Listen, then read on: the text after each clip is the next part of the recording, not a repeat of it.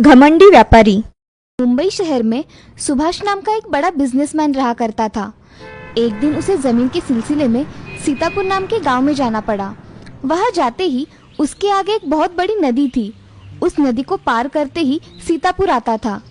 सीतापुर में जाने के लिए एक ही रास्ता था और उस रास्ते से सिर्फ एक ही आदमी चलकर जा सकता था। इसीलिए सुभाष ने अपनी गाड़ी को एक जगह खड़ा कर दिया और सीतापुर जाने के लिए कोई दूसरा रास्ता है क्या देखने लगा। तभी उसे नदी में एक नाव दिखाई देती है। उस नाव में एक नाव चलाने वाला था। सुभाष मन ही मन सोचता है, अगर मैं नदी से गया तो मुझे ज्यादा देर नहीं लगेगी और मैं 30 मिनट में नदी के उस पार पहुंच सकता हूँ। ऐसा सोच उसने नाव वाले को आवाज लगाई। अरे भैया जरा इधर आओ, मुझे सीतापुर गांव में जाना है। क्या तुम मुझे तुम्हारी नाव में छोड़ दोगे? हाँ मालिक, मैं छोड़ दूंगा आपको। ऐसा कहकर नाव वाले ने उसके पास नाव खड़ी कर दी। सुभाष उस नाव में बैठ गया और नाव को नाव वाला चलाने लगा। तभी सुभाष नाव वाले से कहता है, क्या तुम्हें पता है तुम्हारे नाव में कौन बैठा है?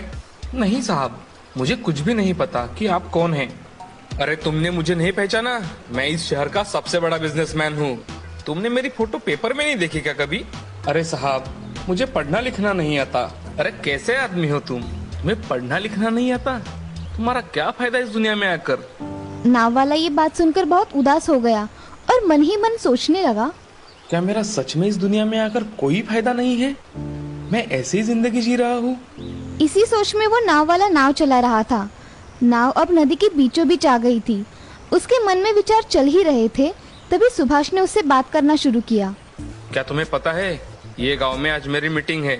वो फाइनल हो गई तो मैं यहाँ बिस्लरी की कंपनी खोलूंगा। वो क्या होता है साहब?